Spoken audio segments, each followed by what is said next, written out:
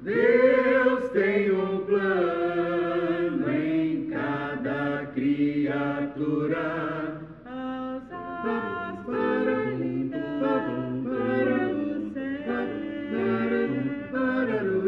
a cada rio ele dá um leito e o caminho para Deus traçou para a minha vida.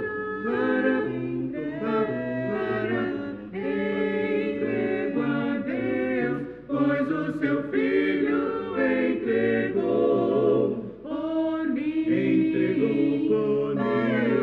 Não importa onde for, seguirei o meu Senhor. Sobre terra ou mar, onde Deus manda, irei.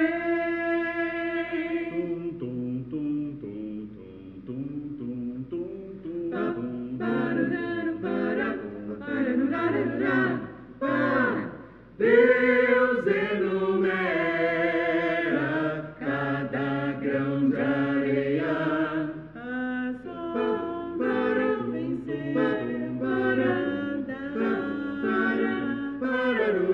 os ventos trazem os rumos lhe obedecem, seu carinho faz abrir a flor abriu a minha vida. Entrego a Deus, pois o seu filho entregou por mim. Não importa onde for, seguirei o meu Senhor. Sobre terra ou mar, onde Deus manda, irei.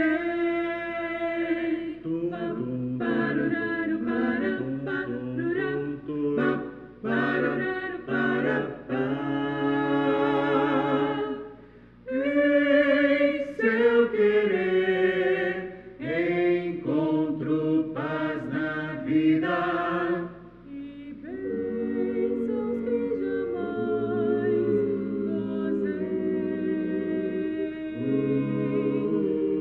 embora venham as lutas e tristezas, tenho fé, Deus me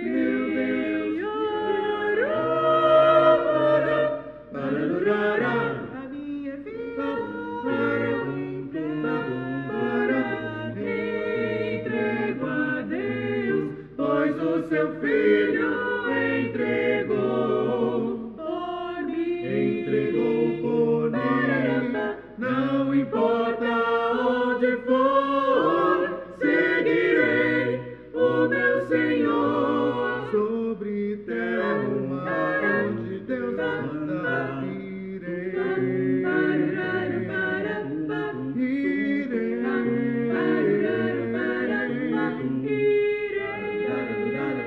Irei.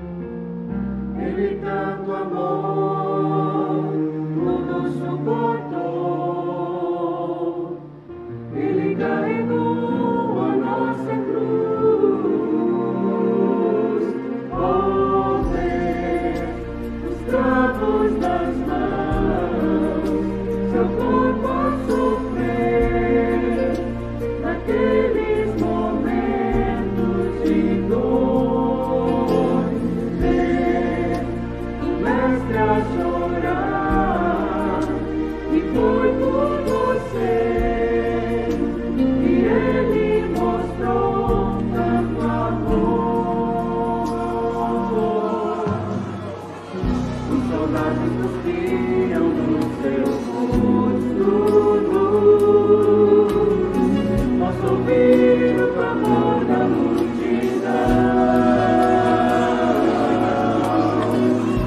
Jesus, ao olhar aquele céu azul, pede ao Pai que lhes dê o seu perdão. Ele tanto amou, tudo suportou. Ele carregou a nossa cruz.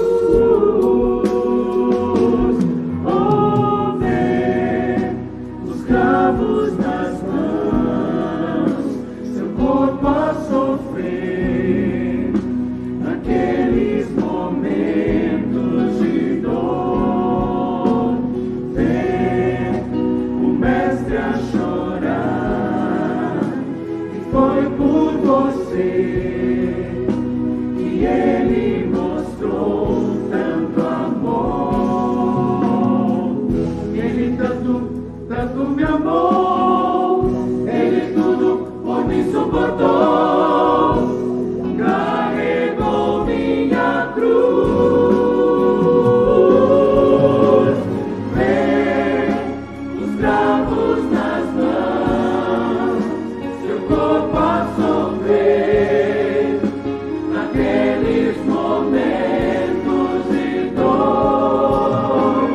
Vê o mestre a chorar, e foi por você que ele mostrou tanto amor.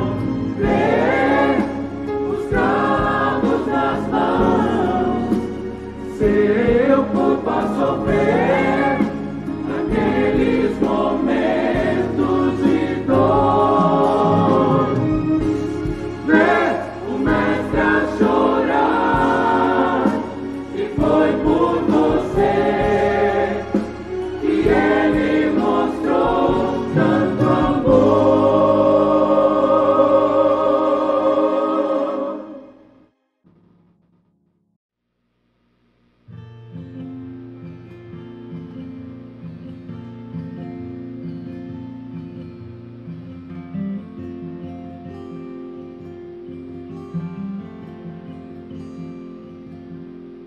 Cedo me acorda a oração, é o coração que tá apertado para ver um mundo diferente da notícia repetida na televisão. Eu me pergunto onde é que foi, alguém me explica por favor, onde é que foi que nós desaprendemos a viver em união. Quero ver mudar, mas se eu aqui só esperar, eu sou um deles, sou só um deles. Minha oração só é real transformação se começar em mim. Haja mais amor a começar em mim, amor que eu tanto quero ver a começar em mim, a começar em mim. Quem me perceber, que antes possa me reconhecer, me descrever em teu amor.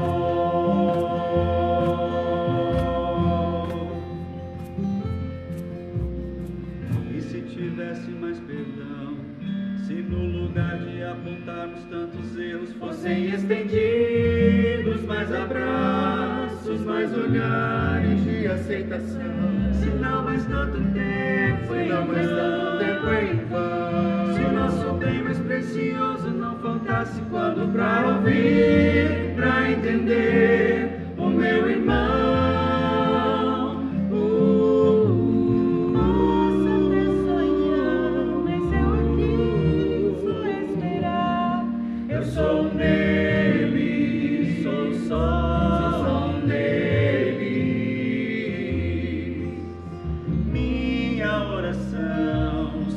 real transformação se começar em mim. Haja mais amor a começar em mim, amor que eu tanto quero ver a começar em mim, a começar em mim. Quem me perceber, que antes possa me reconhecer, me descrever em teu amor.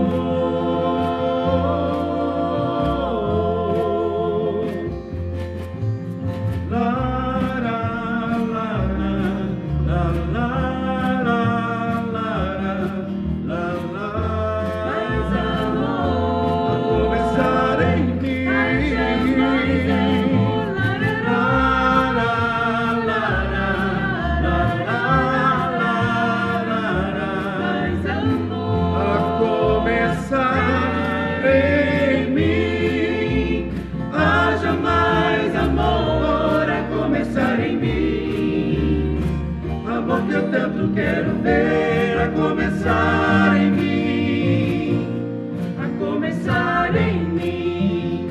Quem me perceber, que antes possa me reconhecer, me descrever em teu amor.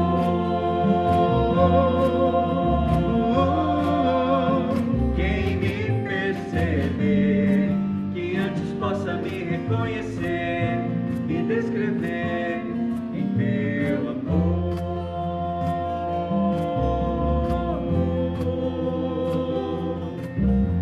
La, la, la, la, la, la, la, mais amor em mim.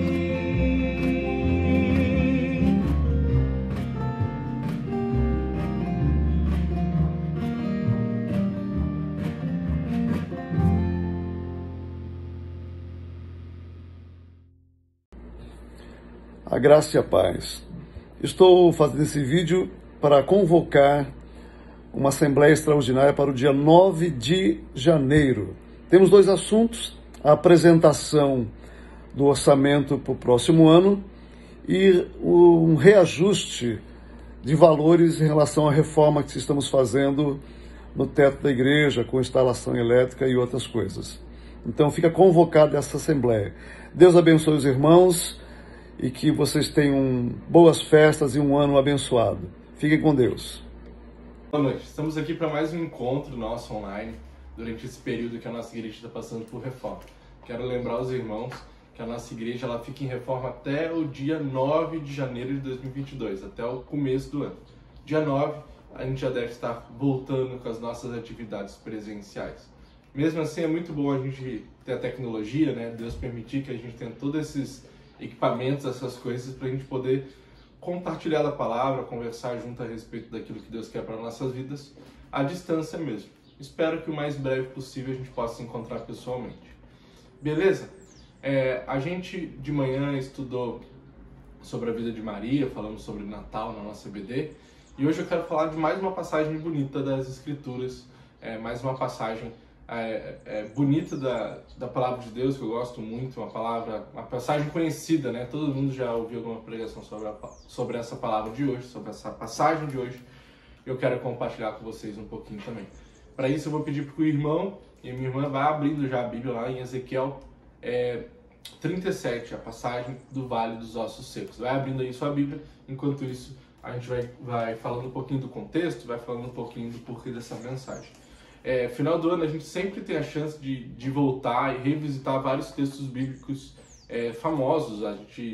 Parece que o nosso coração ele se devota a respeito daquilo que Deus tem para a nossa vida, em relação à fé, em relação às nossas atitudes, ao que a gente faz, a nossa família. Parece que é um tempo de contemplação, né? A gente parece que fica mais atento à voz de Deus e aquilo que Deus tem falado conosco.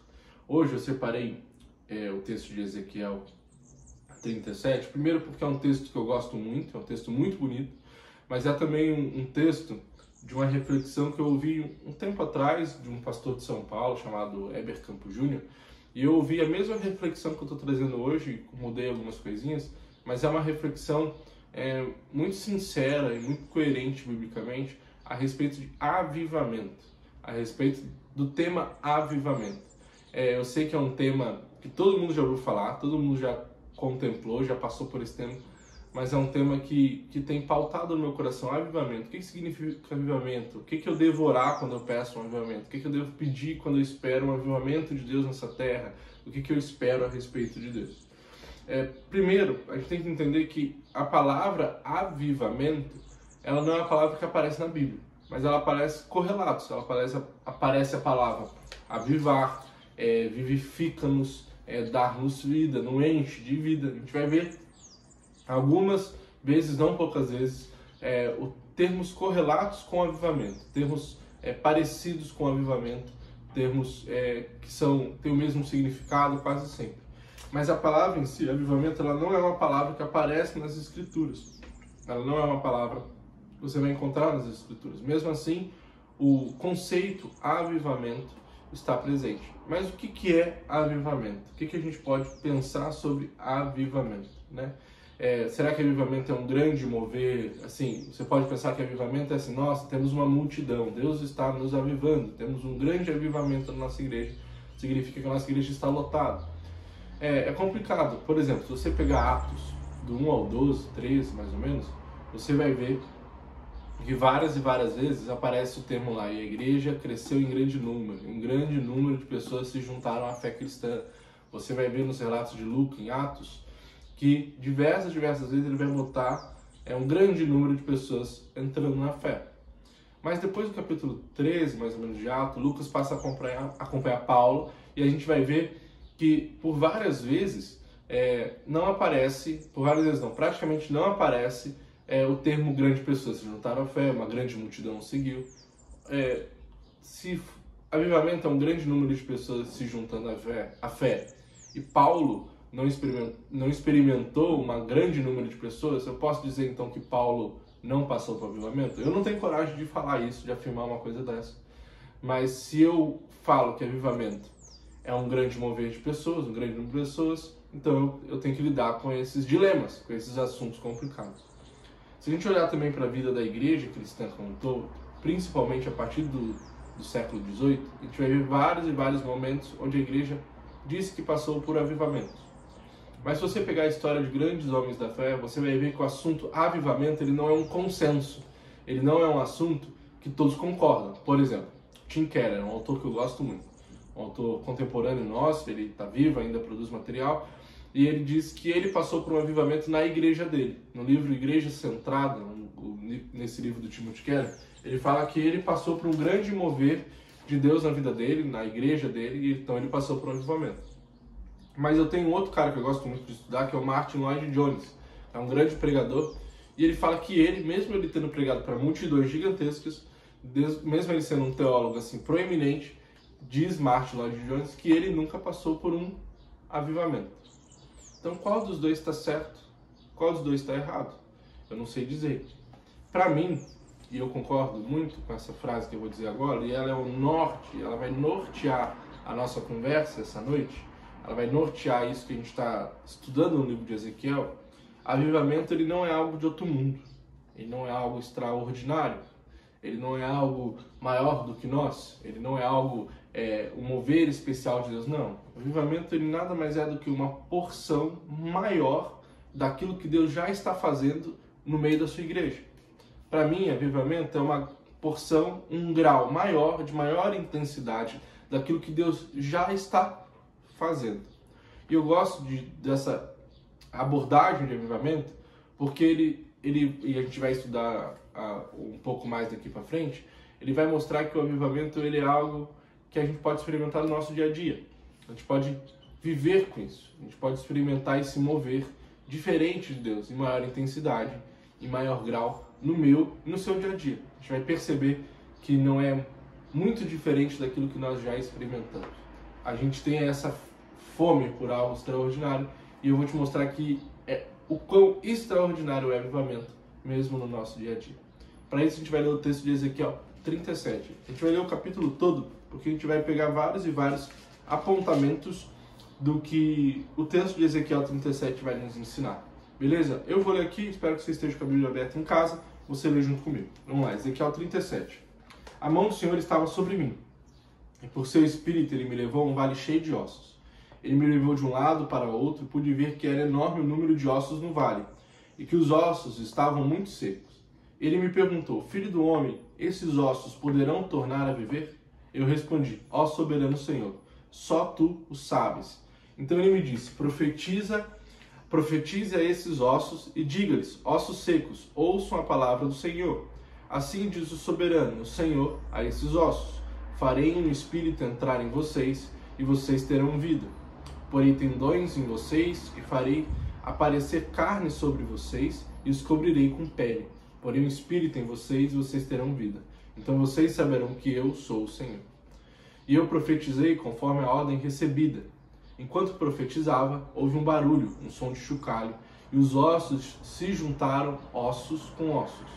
Olhei, e os ossos foram cobertos de tendões e de carne, e depois de pele, mas não havia espírito neles. A seguir, ele me disse: profetize ao espírito, profetize, filho do homem, e diga-lhe: assim diz o soberano, o Senhor: venha desde os quatro ventos, ó espírito, e sopre dentro desses mortos para que vivam. Profetizei conforme a ordem recebida, e o espírito entrou neles. Eles receberam vida e se puseram em pé. Era um exército enorme. Então ele me disse: filho do homem, esses ossos são toda a nação de Israel. Eles dizem: nossos ossos se secaram e nossa esperança desvaneceu. Fomos exterminados. Por isso profetize e diga-lhes: assim diz o soberano, o Senhor: o meu povo, ó meu povo, vou abrir os meus túmulos e fazê-los sair. Trarei vocês de volta à terra de Israel. E quando eu abrir os seus túmulos e os fizer sair, vocês, meu povo, saberão que eu sou o Senhor. Porei o meu espírito em vocês e vocês viverão, e eu os estabelecerei em sua própria terra. Então vocês saberão que eu, o Senhor, falei e fiz. Palavra do Senhor. Versículo 15. Essa palavra do Senhor veio a mim: filho do homem, escreva num pedaço de madeira, pertencente a Judá e aos israelitas, seus companheiros. Depois escreve noutro pedaço de madeira: vara de Efraim, pertencente a José e a toda a nação de Israel, seus companheiros. Junte-se numa única vara, para que se torne uma só em sua mão. Quando seus compatriotas lhe perguntarem: você não vai nos dizer o que significa isso? Diga-lhes: assim diz o soberano, o Senhor: vou apanhar a vara que está na mão de Efraim, pertencente a José, e as demais tribos de israelitas, suas companheiras, e vou juntá-las à vara de Judá. Assim farei delas um único pedaço de madeira, e elas se tornarão uma só na minha mão. Segure diante dos olhos deles os pedaços de madeira em que você escreveu, e diga-lhes: assim diz o soberano, o Senhor: tirarei os israelitas das nações para onde foram, vou ajuntá-los de todos os lugares ao redor da terra e trazê-los de volta à própria terra. Eu os farei uma única nação na terra, nos montes de Israel. Haverá um único rei sobre eles, e nunca mais serão duas nações, nem estarão divididos em dois reinos. Não se contaminarão mais com seus ídolos e imagens detestáveis, nem com nenhuma das suas transgressões, pois eu os salvarei de todas as suas apostasias pecaminosas e os purificarei. Eles serão o meu povo, e eu serei o seu Deus. Meu servo Davi será rei sobre eles, e todos eles terão um só pastor. Seguirão as minhas leis e terão o cuidado de obedecer aos meus decretos. Viverão na terra que dei ao meu servo Jacó, a terra onde seus antepassados viveram. Eles e os seus filhos, e os filhos dos seus filhos, viverão ali para sempre, e o meu servo Davi será o seu líder para todos sempre. Farei uma aliança de paz com eles. Será uma aliança eterna. Eu os firmarei e os multiplicarei, e porei o meu santuário no meio deles para todos sempre. Minha morada estará com eles, eu serei o seu Deus, e eles serão o meu povo.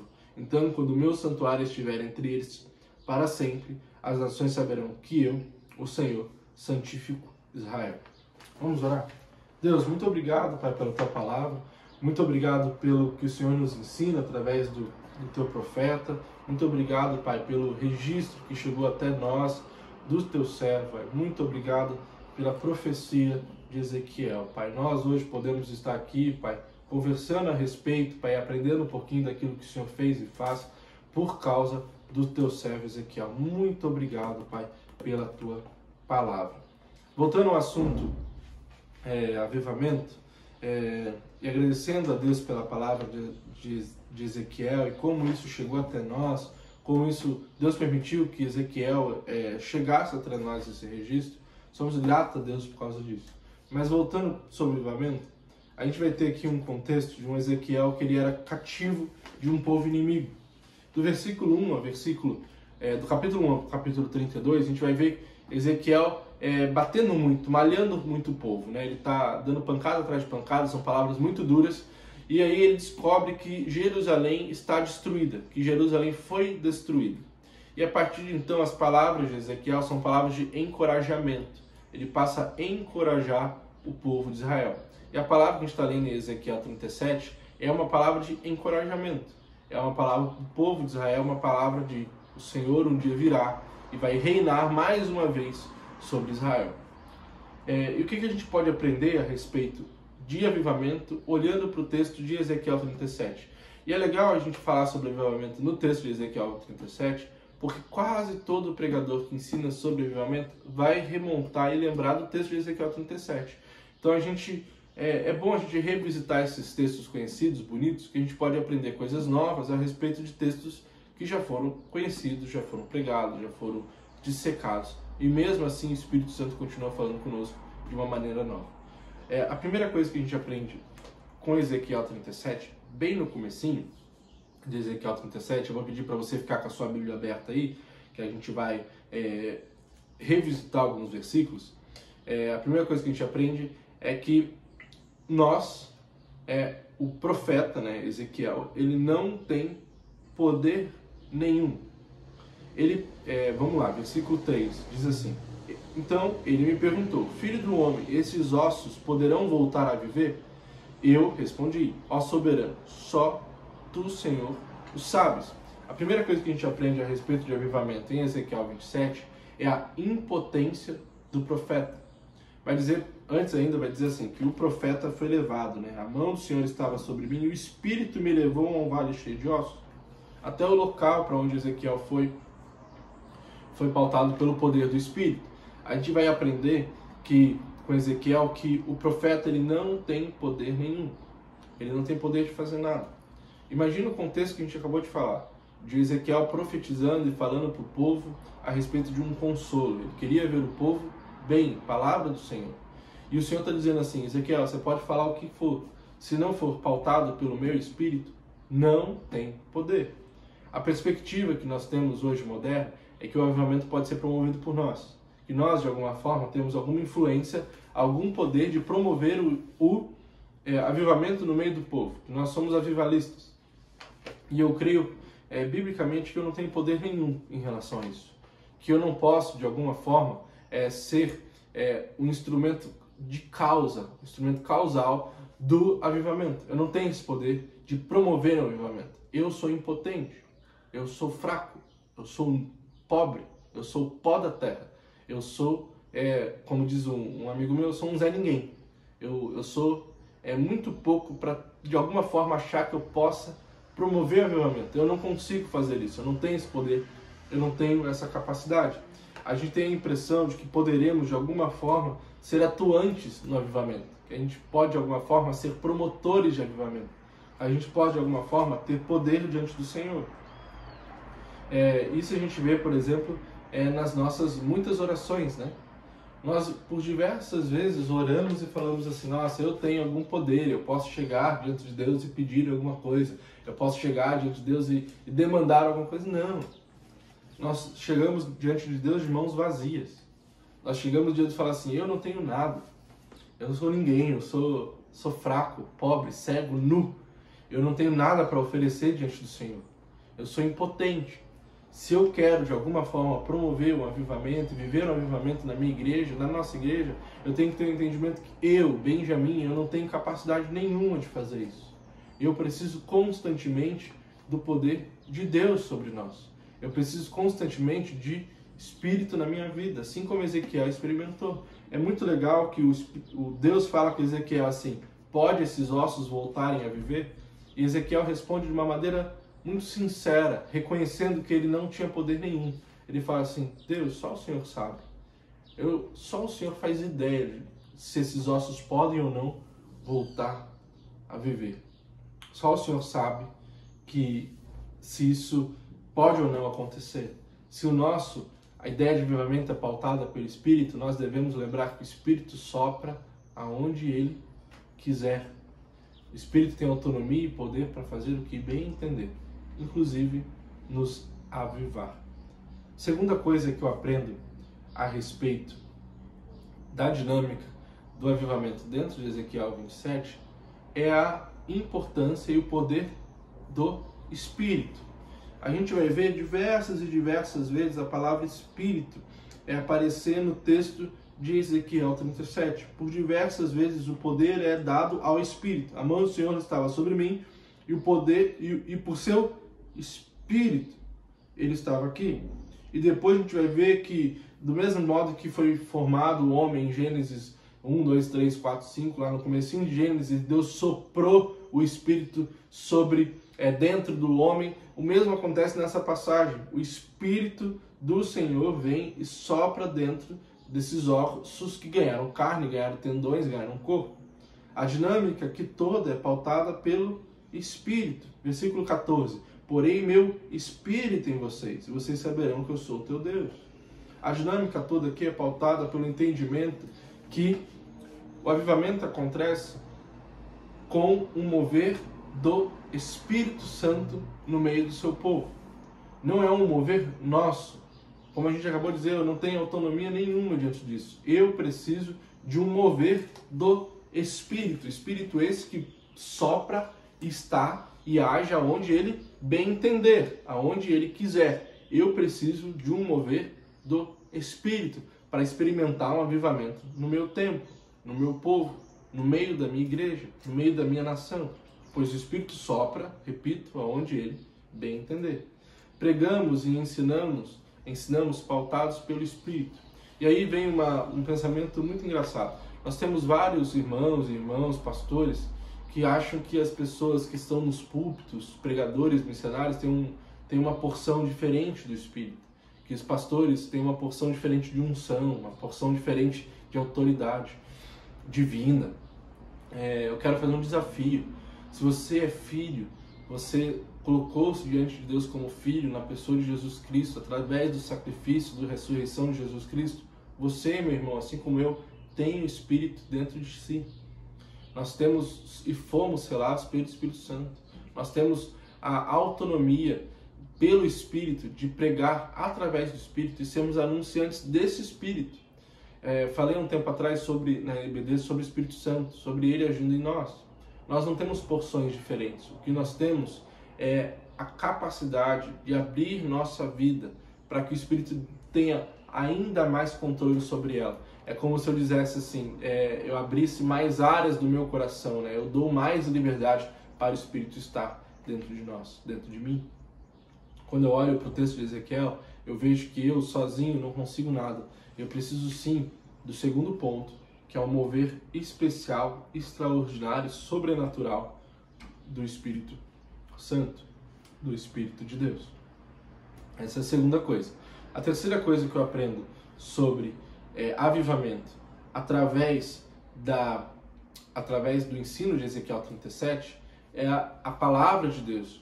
O quanto isso é importante e caro para Ezequiel. É vivificar pela palavra. Então, Ezequiel 3 vai falar assim: ó Senhor, ó soberano Senhor, só tu sabes. Ezequiel 37, capítulo 4. Então ele me disse: profetize a esses ossos e diga-lhes, ossos secos, ouçam a palavra do Senhor. A gente precisa entender que o Espírito Santo tinha poder suficiente, Deus tinha poder suficiente para vivificar os ossos sem a necessidade do interlocutor Ezequiel. E mesmo assim o Espírito pede, dá uma ordem a Ezequiel: vá e pregue, vá e fale, vá e profetize sobre o vale de ossos secos. É legal que aqui não é uma palavra que está dizendo que Ezequiel tinha uma unção diferente de palavra, que ele era uma pessoa diferente de palavra. O que Ezequiel está fazendo aqui é obedecendo às demandas de pregação do Espírito. ele está obedecendo aquilo que Deus o manda fazer. Profetize sobre as palavras, sobre os ossos de vale seco. Pregue sobre os ossos de vale seco, que eu os vivificarei através da minha palavra.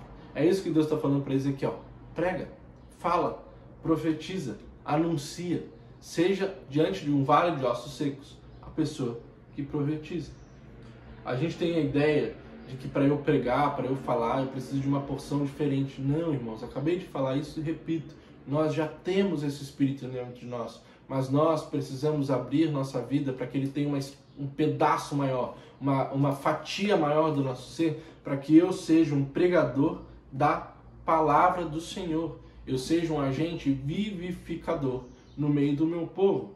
Você e eu precisamos ter a convicção, a certeza que somos instrumentos do Espírito quando pregamos, quando falamos a respeito de Deus. Nós devemos obedecer o que Deus já nos pede. Se nós olharmos a grande comissão em Mateus, nós vamos ver que ir por todo mundo e fazer discípulos em todas as nações é uma comissão, nós somos comissionados a isso. Eu e você, todos nós somos convidados a participarmos desse mesmo convite, dessa mesma pregação, dessa mesma mensagem, dessa mesma comissão, todos nós.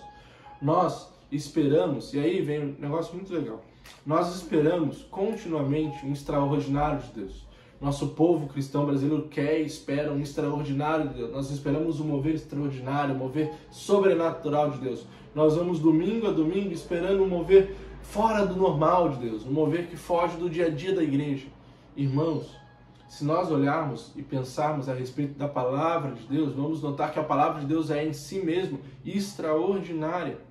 Nós podemos hoje, por causa do milagre de Jesus Cristo, por ele ter rompido o véu, nós podemos hoje continuamente entrar diariamente no trono da graça. Nós podemos nos encontrar com Deus e isso por si só é extraordinário. É extraordinário você entender e saber que domingo após domingo, célula após célula, nos encontros com os irmãos da fé, você pode ouvir a palavra de Deus da boca de pessoas, de pastores, de missionários, de homens de fé e ouvir Deus falando. Isso é extraordinário.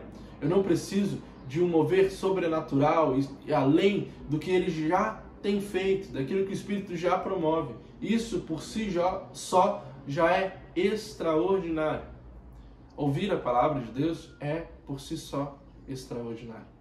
Quarto ponto que eu aprendo com Ezequiel a respeito de avivamento é o efeito comunitário e de união que o avivamento produz no meio de nós. Versículo 17, do 15 ao 17 vai dizer assim: esta palavra do Senhor vem a mim, filho do homem, escreva num pedaço de madeira pertencente a Judá e aos israelitas, seus companheiros. Depois escreva noutro pedaço de madeira, vara de Efraim, pertencente a José e a toda a nação de Israel, seus companheiros. Junte-os numa única vara, para que se tornem uma só em sua mão. No versículo 15 ao 27 aqui, 17, e depois continua, óbvio, mas você vai ver que que o Espírito está promovendo uma união de Israel. Israel na época estava dividida, ela estava brigada entre si mesma, ela era um reino dividido. Tinha Israel e tinha Judá, era um reino dividido, era um reino que não se dava bem, né? Era um reino que não dividido, era um reino que não tinha um mínimo de união. Mas a união que eu entendo ser a união de Ezequiel 37 não é uma união política. Porque pensa comigo, que uma nação não é uma união política, porque a gente conhece várias e várias nações que elas têm uma união política, mas ela não tem uma união dentro de si, no seu ser, uma união no seu ama. Pense em nações na África, por exemplo. Tem vários países que foram uniões políticas, mas as tribos, as pequenas tribos que estão ali dentro dessas uniões politicamente unidas, vivem em guerra, vivem brigando, vivem se separando. Porque não basta uma união política. Eu também não creio que aqui é uma união religiosa. Porque temos vários modelos de igrejas, como a Igreja Católica, por exemplo, que vive dentro da mesma bandeira religiosa, do catolicismo, mas dentro de si possui várias facções, é uma igreja facciosa, cheia de brigas. No mesmo, a gente vê em várias denominações, como Batista, Presbiteriana, Metodista, Assembleia de Deus. Não é uma união religiosa, não é uma reunião política. A união que Deus promove no meio do seu povo é uma união de conceitos. É uma união que ele vai unir pessoas que estão separadas por causa do pecado. Pessoas que estão brigadas por causa do pecado. É por isso que a gente vê no Novo Testamento algumas e muitas vezes a união e a voz do Senhor sendo ativa e presente no meio do seu povo, dizendo assim que não há judeu nem grego, não há grego, não há judeu nem grego, judeu ou gentil, homem ou mulher, escravo ou servo, senhor ou escravo, todos somos um em Cristo Jesus. É uma união que vai para além das divisões sociais, que vai para além das divisões de homem ou mulher, judeu, gentil, de união que vai além das nações. Não existe mais separação. O avivamento que Deus promove no meio do seu povo é um avivamento que nos leva a uma medida especial de unidade dentro das nossas igrejas, dentro das nossas comunidades. É uma união que nos leva a uma reflexão de união. Eu sou um com o meu povo, eu sou um com o meu irmão, eu sou um com aqueles que são meus. Ele nos resgata o senso de corpo. A união que Cristo promove, que Ezequiel está profetizando na pessoa de Jesus, é uma união que nos convida a sermos corpo, né? Nós somos corpo ajustado, como diz a música, como diz a palavra de Deus. Quinto ponto e último, é a predição a respeito do grande rei Davi. Lá no finalzinho do texto, vai dizer assim, versículo 24, meu servo Davi será rei sobre eles, e todos eles terão só um pastor. Seguirão as minhas leis, terão cuidado de obedecer aos meus decretos. Viverão na terra que deu meu servo Jacó, a terra onde os meus antepassados viveram. Ele, seus filhos, e os filhos de seus filhos viverão ali para sempre, e o meu servo Davi será o líder sobre eles. E aqui a gente vai dividir em 3 palavras. A primeira palavra aqui, a respeito do grande rei Davi, a respeito desse grande rei que viria da raiz de Davi dominar sobre o povo de Israel, a primeira palavra é terra. A primeira palavra é terra. Diz assim, seguirão as minhas leis, terão cuidado de obedecer aos meus decretos. Versículo 25. Viverão na terra que dei ao meu servo Jacó, a terra onde os seus antepassados viveram. E aqui ele está remontando, né? Ele está voltando e falando sobre uma promessa feita sobre Abraão. Uma promessa da terra prometida. A segunda palavra que a gente vai ver a respeito do grande rei Davi prometido por Ezequiel, profetizado por Ezequiel, é sobre a lei. Ele vai dizer assim, versículo 24, seguirão as minhas leis e terão cuidado de obedecer aos meus decretos. E nós sabemos que a lei, ela é algo muito alicerçado dentro da nação israelita, dentro do judeu, porque remete ao servo, ao legalista Moisés, aquele que fez a lei Moisés, legislador, não legalista, legislador Moisés. E por fim, a terceira palavra dentro do grande rei Davi é trono, que vai dizer que versículo 25, né? Vai dizer assim, e o meu servo Davi será o seu líder para todo o sempre. Ele vai remeter a Davi. Então, dentro do tópico grande rei Davi, nós temos a palavra terra, a palavra lei e a palavra trono. E as 3 coisas se cumprem na pessoa de Cristo. As 3 coisas vão se realizar na pessoa de Jesus Cristo. As 3 alianças de Abraão, de Moisés e de Davi são cumpridas finalmente na aliança de Jesus Cristo. Primeiro, terra. Ele nos prepara um novo céu, uma nova terra, uma nova morada celestial. Segunda palavra, lei. Aquele que morreu sem pecado pela maldição da lei, nos tirou do domínio da lei para que, na pessoa de Jesus Cristo, santificados por Jesus Cristo, nós consigamos cumprir finalmente a lei. Terceiro, trono. Aquele que, mesmo sendo Deus, assumiu o lugar de homem e veio como servo aqui na terra, veio como o menor deles. Hoje está no céu, nos preparando um lugar, e nós um dia estaremos diante dele, no céu, diante do seu trono que durará para todo sempre. O que Ezequiel me ensina é que eu, desde o começo, sou pequeno, preciso de um mover extraordinário, sobrenatural do Espírito sobre a minha vida, preciso ser vivificado pela palavra, preciso viver em união com os meus irmãos. E último, quinto e último, preciso ter continuamente a ideia de que Jesus Cristo é Senhor sobre todos nós, que Ele é o avivamento prometido. Jesus Cristo é o avivamento que nós precisamos. Isso nós já experimentamos, isso nós já vivemos no dia a dia da nossa fé cristã.